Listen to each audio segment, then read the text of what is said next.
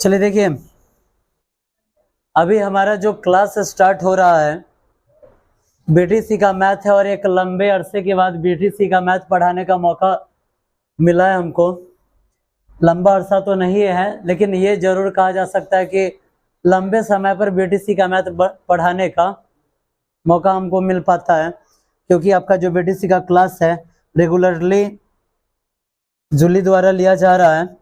और इसमें आज हमारा जो चैप्टर है द्विघात समीकरण का एक्सरसाइज यानी कि प्रश्नावली 4.2 हमें पढ़ना है। ठीक है, कौन सा चैप्टर है हमारा? तो हमारा चैप्टर है द्विघात समीकरण।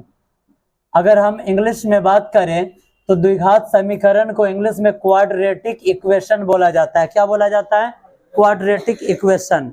और एक्सरसाइज का बात किया जाए यानी कि प्रश्नावली का, तो आज हमें 4.2 पढ़ना है। ठीक है, समझने में कोई दिक्कत नहीं ना? अब चलिए, वाकई में इस द्विघात समीकरण के चैप्टर में हमें क्या पढ़ना है। तो द्विघात समीकरण आप पढ़ चुके हैं, जिसको आप द्विघात समीकरण को डबल पावर वाला यानी कि घात 2 वाला समीकरण के रूप में आपको पढ़वाया गया है, जिसमें आपको हमेशा x का या फिर y का मान निकालने को आपको बोला जाता है। वैसे आप 9th क्लास में भी इस चीज को पढ़ चुके हैं, और 9th क्लास में भी आपको गुणनखंड पढ़ाया गया है। अगर आपको गुणनखंड याद होगा तो उसी गुणनखंड को अभी यहाँ पे हम द्विघात समीकरण के रूप में पढ़ेंगे। द्विघात समीकरण का मतलब क्या हुआ कि वैसा समीकरण जिसका हाईएस्ट पावर कितना हो? 2 हो। और वैसा समीकरण जिसका हाईएस्ट पावर 2 होता है तो उसका आंसर भी क्या को निकलता है? 2 को निकलता है। समझने में कहीं कुछ दिक्कत नहीं ना? अब चलिए, इससे पहले हमने जितना भी प्रश्न बनाया था सारे प्रश्न का जवाब हमें गुणनखंड विधि से ही देना होता था, लेकिन अभी जो हम पढ़ रहे हैं द्विघात समीकरण के अंडर में हमें क्या करना होता है? तो गुणनखंड विधि से जवाब तो देना ही है, उसके अलावा कभी कभी प्रश्न में ये भी शर्त देता है कि आप इस प्रश्न का जवाब द्विघात सूत्र के आधार पर दीजिए। अगर आप इसका कुछ क्लास किए हुए हैं तो इस क्लास के अंडर में आपको विवेचक पढ़ाया गया होगा, जिसे हम किस चीज से सूचित करते हैं? डी से। विवेचक डी का फॉर्मूला होता है विवेचक डी बराबर बी स्क्वायर माइनस 4ac। और उसके बाद वही मूल बोलिए या गुणनखंड बोलिए, मूल के जगह पर हम x और y भी लिख सकते हैं। क्यों?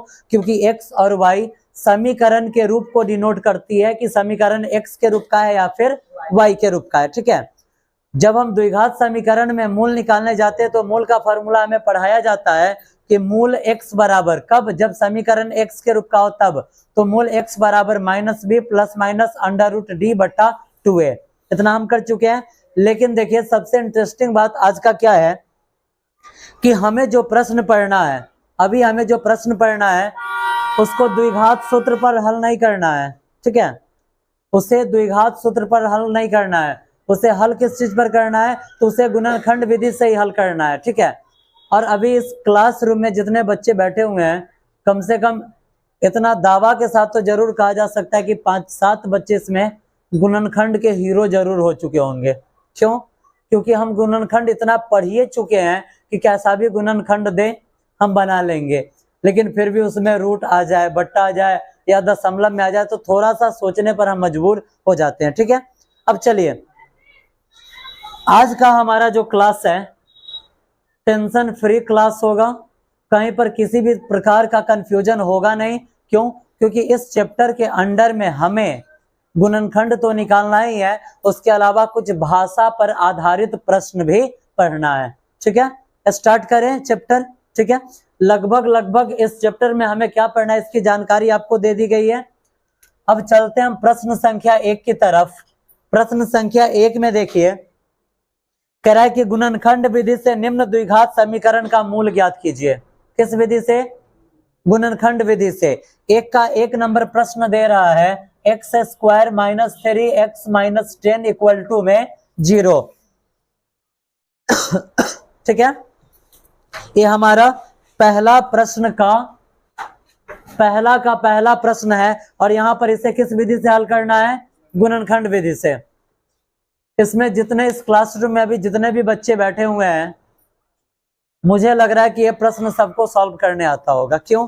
क्योंकि इसको इतना बार रटाया गया है कि आप इजिली इस प्रश्न को बना सकते हैं। कैसे? तो सबसे पहला हमारा काम क्या होता है, तो फर्स्ट इनटू लास्ट कर देना, फर्स्ट इनटू लास्ट करना। देखिए फर्स्ट में कुछ भी नहीं तो हम क्या लिखेंगे, 1 इंटू लास्ट में क्या है, 10 है। अगर दोनों का हम गुणा करते हैं तो क्या मिलता है। अब हमें दो ऐसा संख्या ढूंढना है जिसको गुणा करे तो 10 और जोड़ दे या घटा दे तो बीच वाला आ जाए। बीच में कौन सी है, 3 है।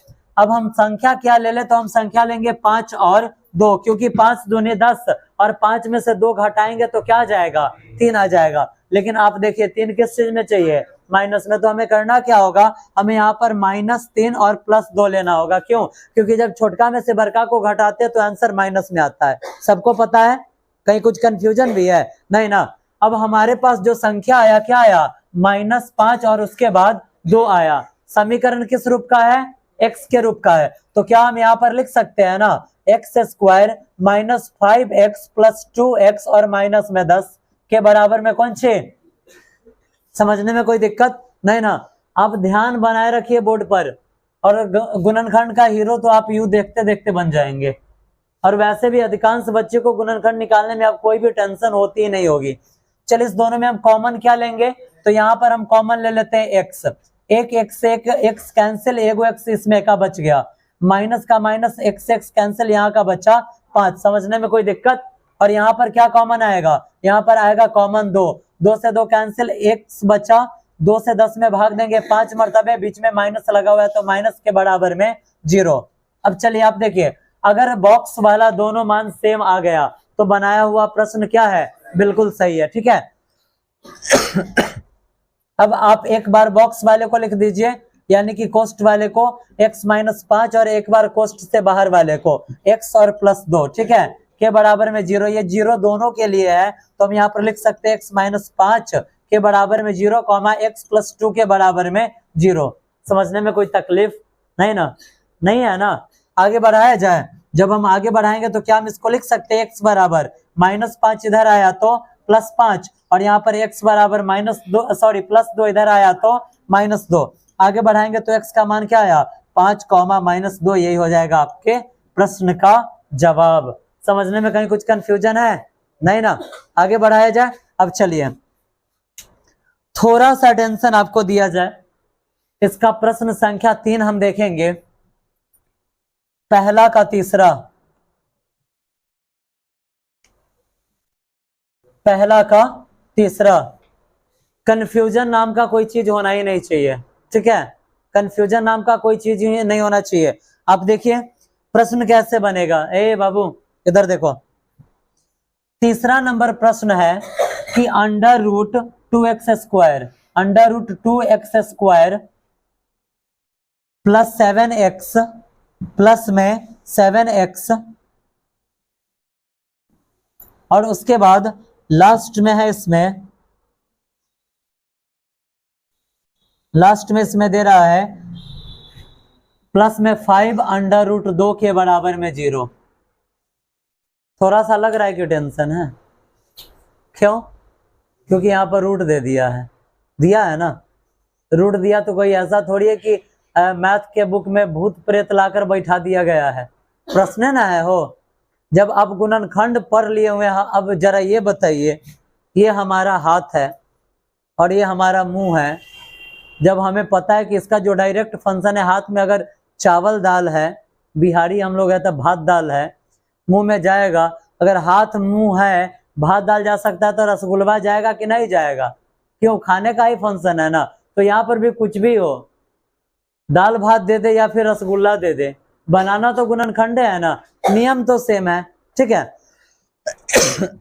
चलिए अगर ये प्रश्न आप समझ लेते हैं आज, तो फिर जिंदगी में कभी रूट वाला भी आपको टेंशन नहीं देगा, ठीक है। कैसे टेंशन नहीं देगा वो हम आपको बताते हैं। इसको हम साफ कर दे, क्या इधर वाले को इरेज कर दे। चलिए आगे बढ़ाया जाए इस प्रश्न को। देखिए जब भी इस टाइप का प्रश्न बनाना होता है तो सबसे पहले हमें क्या करना होता है, तो फर्स्ट इनटू लास्ट करना होता है। देखिए कितना इजी वे में बता देते हैं कि कहीं कुछ कंफ्यूजन होगा ही नहीं। सबसे पहले हमें करना है फर्स्ट इनटू लास्ट करना है। अब फर्स्ट का गुणांक देखिए क्या है, √2, √2 है, और गुणे लास्ट में क्या है, 5 √2 है। समझने में कोई तकलीफ नहीं ना, पक्का कोई तकलीफ नहीं है। चलिए, जब कोई तकलीफ नहीं है तो इसे आगे बढ़ाया जाए। जब हम इसे आगे बढ़ाएंगे तो आपको पता है कि जब a में a से गुना होता है तो ये हो जाता है a² हो जाता है। यहाँ पर जब √2 से √2 में गुना होगा तो √2 का स्क्वायर हो जाएगा, होगा ना, स्क्वायर से रूट कट गया, यहाँ पर बच गया 2, और इसके साथ ये 5, बीच में जोड़ घटाव गुणा भाग कुछ भी दिख रहा है, कुछ भी नहीं है, तो क्या हुआ, ये 5 इसके साथ गुणा में है। अब ये क्या बचा, 5 दूनी क्या आया, फर्स्ट इनटू लास्ट किए तो क्या आया है। किसको समझ नहीं आया ये बताओ, क्लियरली बताओ, किसी को समझने में कोई दिक्कत है क्या, नहीं ना। कैसे, जब √2 से √2 में गुना हुआ तो √2 का स्क्वायर, स्क्वायर से रूट कटा, बच गया 2, और 2 पंचे 10। अब उसके बाद देखिए, 2 को ऐसा संख्या ढूंढना है जिसको गुना कर दे तो 10 और जोड़ दे या घटा दे तो क्या आ जाए, वो संख्या क्या है, 5 और 2 है, संख्या है 5 और 2 है ना। क्यों, 5 दूनी 10 और 5 + 2 क्या आता है। अब यहाँ पर आप देखिए, आपका 7 प्लस में है या माइनस में है, तो इस दोनों को हम प्लस में लिख सकते हैं क्या, क्यों, 5 गो और 2 गो 7 गो। चलिए आगे बढ़ाते हैं, इसको आप लिखिए √2x², और प्लस में लिख देते हैं 2 गो x, आप प्लस में 5 गो x, आप प्लस में 5 गो √2, प्लस में 5x और यहाँ पर प्लस 5 √2 है। समझने में कोई तकलीफ नहीं ना, आगे बढ़ाया जाए, हो आगे बढ़ा दें। अब यहाँ पर कॉमन क्या ले लें, क्या कहीं कुछ कंफ्यूजन, यहाँ पर हम कॉमन लेते हैं √2x, ले लें कभी भी। अब यहाँ पर ऐसे मुंह मत ताकिए, ऐसे मुंह ताकिएगा तो काम खराब हो जाएगा। जब भी रूट में अगर मान आएगा तो कॉमन आपको रूट में ले लेना है, ठीक है। यहाँ पे √2 हम कॉमन ले लेते हैं, यहाँ देखिए बुआ, √2, और यहाँ पर भी x कॉमन है और यहाँ पर भी x कॉमन है, तो √2x कॉमन में आ गया, आया ना, यहाँ तक समझ में आया या नहीं आया, आगे का तो आगे आएगा ही। चलिए जरा आप देखिए, √2 से √2 कैंसिल, एगो x से एगो x कैंसिल, यहाँ पर क्या बच गया, एगो x बचा ना, बच गया। √2x से इसमें भाग दीजिए, 2 गो x में क्या करना है, √2x से भाग देना है ना, इससे इसमें भागे ना दिया जाता है, हो तो इससे अब इसमें भाग देंगे या नहीं देंगे, जब भाग देंगे तो हमारे पास क्या आया, x से x कैंसिल हो गया। और याद कीजिए, आपको एगो चीज पढ़ाया गया है, हर का प्रमेयकरण। हर का प्रमेयकरण किस कंडीशन में किया जाता है, तो जब हर रूट में हो, किस चीज में हो, हर रूट में हो। अब यहाँ पर आप बताइए तो हर रूट में है या नहीं है ना। चलिए अब हम यहाँ पर कर देते हैं हर का प्रमेयकरण, कर दें, कर दिया गया। जब 2 से गुना होगा √2 में तो 2 √2 आया ना। और यहाँ पर देखिए, √2 से √2 में गुना करेंगे तो √2 का स्क्वायर से रूट कटा, बच क्या गया, 2 बचा, 2 से 2 कट गया, क्या आया, √2, तो यहाँ पर प्लस में √2 आ जाएगा। समझने में कोई दिक्कत नहीं ना। कॉमन कभी भी लीजिएगा ना, इसी के अनुसार लीजिएगा, पहलके के अनुसार। बात समझ में आया। अब चलिए उधर चलिए, यहाँ पर अब आप देखिए, यहाँ पर क्या कॉमन लेंगे, तो यहाँ पर 5 कॉमन ले ले, 5 से 5 कट गया, बच गया x, प्लस 5 से 5 कट गया, बच गया √2। बताइए तो कोस्ट वाला दोनों बराबर आया या अलग अलग, कहीं कुछ कंफ्यूजन है क्या, कंफ्यूजन होगा ही नहीं, कंफ्यूजन होगा ही नहीं, कंफ्यूजन होने ही नहीं देंगे। क्यों, क्योंकि ये स्टेप कहाँ से आया, तो आपको हर का प्रमेयकरण पहले पढ़ा चुके हैं ना। और हर का प्रमेयकरण कब कर देना है, जब ये बट्टा में नीचे हर के रूप में रूट आया, हम हर का प्रमेयकरण कर देंगे। हर का प्रमेयकरण कैसे करेंगे, तो इसको गुणा में ऊपर और नीचे भी लिख देंगे, ठीक है। लेकिन जब यहाँ पर साइन वाला रूप में आएगा तो हम साइन चेंज करके लिखते हैं, पता है ना सबको। चलिए अब आगे बढ़ते हैं। अब बताइए इसको, यहाँ पर आप देख रहे हैं कोष्ट में दोनों मान बराबर है, यानी कि बना हुआ प्रश्न सही है या गलत। अब हम क्या लिखेंगे यहाँ पे, क्या बोले हैं, जब सिंबल देगा तब सिंबल चेंज करेंगे। यहाँ पर कोई भी सिंबल दे रहा है नहीं ना, यहाँ पर कोई सिंबल नहीं है। सिंबल कब देगा, जब यहाँ पर 2 गो पद आ जाए, ठीक है। जैसे यहाँ पर रहता मान लीजिए √2 + x, अगर ऐसे है तब हम क्या करेंगे, तब अगर हम हर का प्रमेयकरण करते हैं तो इस बीच वाले का सिंबल चेंज करेंगे सिर्फ, ठीक है। समझने में कोई दिक्कत नहीं ना, आगे बढ़ाया जाए। चलिए आगे बढ़ाते हैं, तो इसको हम एक बार लिख दें x + √2 और एक बार √2x में 5 के बराबर में कौन सी है, ये 0 दोनों के लिए है या अलग अलग के लिए है, दोनों के लिए है। तो इसको हम लिखेंगे कौन चीज, x + √2 के बराबर में 0 और यहाँ पर √2x + 5 के बराबर में 0। समझने में कोई तकलीफ नहीं ना, होगा भी नहीं, तकलीफ होना ही नहीं चाहिए। चलिए आगे बढ़ाए इस प्रश्न को। अब जब हम इस प्रश्न को आगे बढ़ाएंगे तो अब क्या लिखेंगे, x के बराबर में, ये √2 प्लस में है तो माइनस में √2, और यहाँ पर देखिए √2x और ये प्लस में 5 इधर आएगा तो माइनस में 5 हो गया, ये √2 यहाँ पर गुणा में इधर आएगा तो भाग में। आगे बढ़ाएं तो x के बराबर में -√2 और यहाँ पर x के बराबर में -5 बट्टा में √2। देखिए तो आंसर यही है या हर का प्रमेयकरण करके दे रहा है, हर का प्रमेयकरण करके ही देगा। यहाँ देखिए बाबू फिर से हमें क्या करना पड़ गया, हर का प्रमेयकरण कैसे, तो गुणा √2 बट्टा में √2 हो जाएगा। आगे बढ़ाए इसको, यहाँ देखिए अब यहाँ पर x का मान -√2 और यहाँ पर देखिए जब ये -5 से √2 में गुणा करेंगे तो -5 √2 और बट्टा में जब √2 से √2 में गुना होगा तो √2 का स्क्वायर, और स्क्वायर से रूट क्या होता है, कट जाता है, तो बच क्या गया 2, यही हो जाएगा आपका जवाब। समझने में कोई दिक्कत, आंसर मैच कीजिए, यही है या दूसरा कुछ है, क्या है, यही है ना।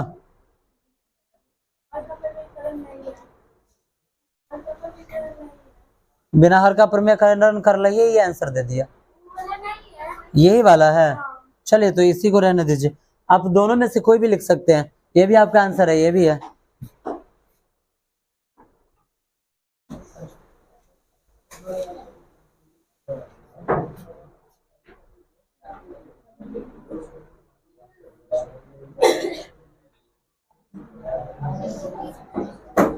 चलिए आगे बढ़ाएं, लाइट गायब है। चलिए आगे बढ़ाया जाए, इसे मिटा देते हैं।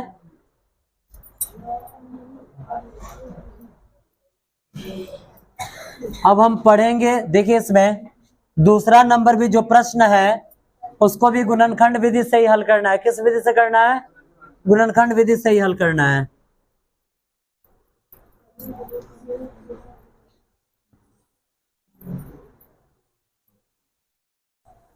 चलिए अब देखिए आपको पढ़ना है प्रश्न संख्या 3, कौन सा है, प्रश्न क्या है वो समझ लीजिए पहले। प्रश्न कह रहा है कि ऐसी दो संख्याएं ज्ञात कीजिए, क्या वो संख्या निकालना है जिसको जोड़े तो आंसर आ जाए 27, जिसको जोड़ दे तो आंसर क्या आ जाए 27 आ जाए, और उसको गुणा कर दे तो आंसर आ जाए 182। ये जोड़ने पर आए और ये गुणा करने पर आए। समझने में कोई तकलीफ है क्या, नहीं ना।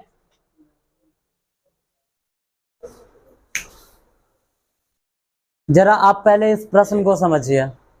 प्रश्न कह रहा है कि दो ऐसा संख्या निकालिए, दो ऐसा संख्या आपको निकाल देना है जिसको जोड़ेंगे तो क्या आएगा और गुणा करें तो क्या आएगा 182। जरा आप याद कीजिए, जब भी आपको गुणनखंड पढ़ाया जाता है तो आपको क्या कहा जाता है कि दो ऐसा संख्या निकालिए जिसको गुणा करेंगे तो क्या आ जाए 182, और जोड़ दे या घटा दे तो पिछला संख्या यानी कि 27 आ जाए। बोला जाता है या नहीं बोला जाता है। लेकिन इस प्रश्न को हम कैसे बनाएंगे, हम इस प्रश्न को बनाएंगे, हम लिखेंगे कि क्या को संख्या निकालना है, माना कि पहली संख्या x और दूसरी संख्या, क्या सही होगा क्या, नहीं, क्यों, क्योंकि पहली संख्या और दूसरी संख्या हम कहाँ मानते हैं, दो चर वाले रैखिक समीकरण में, जहां दो को चर माने, एगो x और दूसरा y होता है। लेकिन ये द्विघात है, अगर यहाँ पर आप वो चीज मान लेते हैं तो आपका प्रश्न का तहस नहस यहीं पर उड़ जाएगा। ठीक है, अब चलिए यहाँ देखिए देखिए ए बुआ, कितना इजिली ये प्रश्न आपसे बनेगा और कहीं पर कुछ कंफ्यूजन होगा ही नहीं। कैसे? हम लिखेंगे यहाँ पे, ये तीसरा प्रश्न है, हम सीधे लिखेंगे माना की संख्या, माना की संख्या बराबर x है। क्या है संख्या? x है ना। अब आप सोचिएगा कि दो को संख्या कह रहे हैं, मान रहे हैं कि वहां तो बिल्कुल एक वो पर बन जाएगा, कहीं पर किसी टाइप का कंफ्यूजन नहीं होगा। दो को संख्या को जोड़ने पर क्या आ रहा है? 27 आ रहा है ना, इतना तो आपको पता है। दो को संख्या को जोड़ा गया तो 27 आया। अगर मान लीजिए इस दोनों में एगो संख्या 15 है, क्या है? एगो 15 है, तो दूसरा का संख्या कौन होगा? क्या होगा? दूसरा संख्या 12 होगा। हेलो,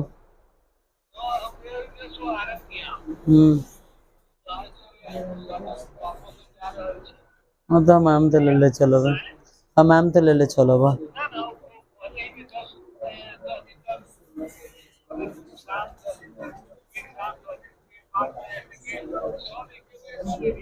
एगो पत्ता ले ले भाई।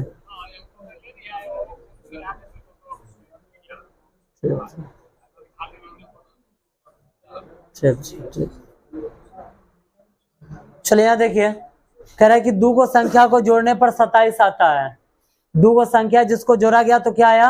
27। अगर उसमें से एगो संख्या 15 तो दूसर का क्या होगा?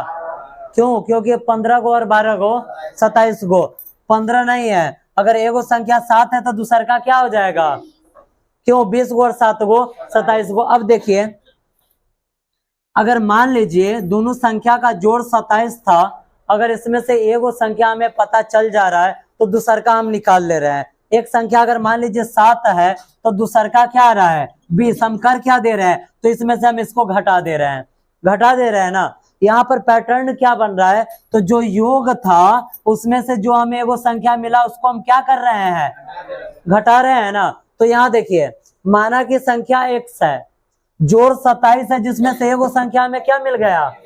तो दूसर का संख्या में क्या मिलेगा? तो 27 माइनस x, यही ना मिलेगा।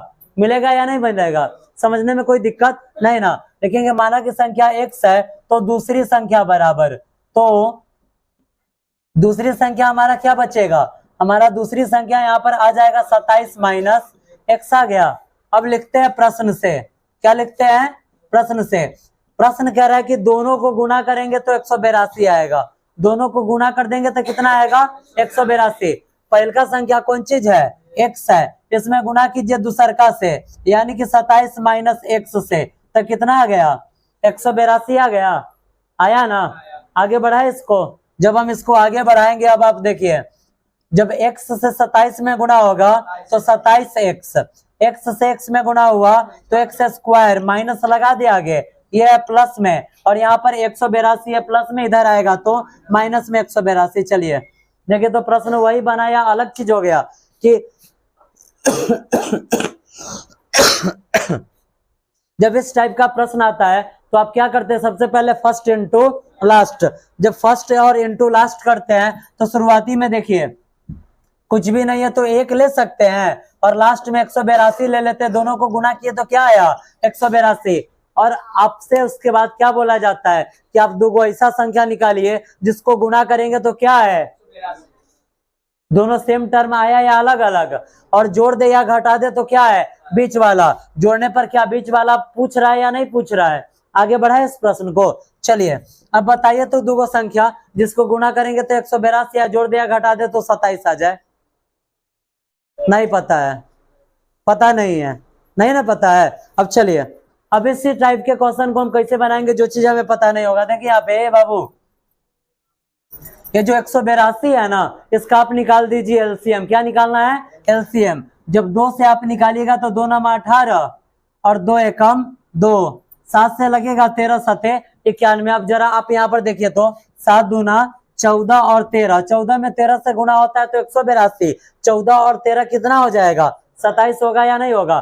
27 प्लस में चाहिए या माइनस में? तो इस दोनों को किस चीज में लेंगे? प्लस में। प्रश्न किस रूप का है? x के रूप का, तो यहाँ भी x और यहाँ भी x लिख दें। चलिए अब लिखते हैं minus x square plus 14x plus में 13x माइनस में 182 के बराबर में 0। समझने में कोई दिक्कत नहीं ना? है कंफ्यूजन? कंफ्यूजन है तो बोलो, है क्या? आगे बढ़ाया जाए। इस दोनों में हम क्या कॉमन ले ले? x कॉमन ले ले।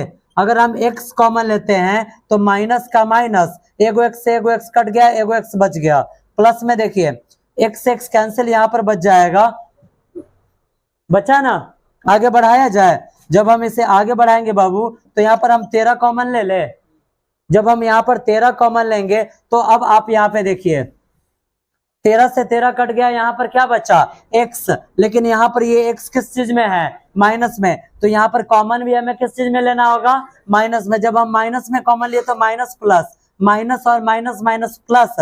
13 से अगर हम 182 में भाग देते हैं, अगर 13 से हम 182 में भाग देते हैं तो 14 मरतबे कट जाएगा। 13 एकम 13 घटाएंगे 5 2 और 13 चौका 52, कटा ना? कितना मरतबे कटा? 14 मरतबे कटा, के बराबर में 0। अब देखिए कोष्ट वाला दोनों मान सेम आया, यानी कि बना हुआ प्रश्न क्या है? सही है। अब एक बार इसको लिखते हैं, माइनस x और प्लस 14 लिख दिया गया। और दोबारा हम क्या लिखेंगे? x माइनस 13 के बराबर में 0 आ गया। ये 0 एक के लिए या दोनों के लिए? आपको क्या को संख्या निकालना था? 2 को निकालना था ना? चलिए अब हम क्या लिखेंगे? अब हम लिखेंगे यहाँ पर माइनस x प्लस 14 के बराबर में 0 कॉमा x माइनस 13 के बराबर में 0 हो गया। इसी प्रश्न को अब आगे बढ़ाते हैं। तो अब आप देखिए यहाँ पे माइनस x के बराबर, सॉरी माइनस x प्लस 14 के बराबर में 0 है, तो हम क्या लिख सकते हैं? यहाँ पर लिखेंगे माइनस x के बराबर में, ये प्लस 14 इधर आया तो माइनस 14, और यहाँ पर देखिए x के बराबर में माइनस 13 इधर आया तो प्लस 13। माइनस से माइनस को काट दें तो ये क्या हो गया? प्लस हो गया। अब देखिए x के बराबर में आया 14 और एक बार आया 13, यही ना दो संख्या है या नहीं है? इस दोनों को गुना करेंगे तो 182 और जोड़ेंगे तो 27 आ रहा है या नहीं आ रहा है? ये हो जाएगा आपका उत्तर। समझने में कोई तकलीफ? इस चैप्टर को कंप्लीट करके लाएंगे आप लोग, हो जाएगा कंप्लीट। चलिए जो प्रॉब्लम होगा नेक्स्ट डे आप लोगों को बता दिया जाएगा।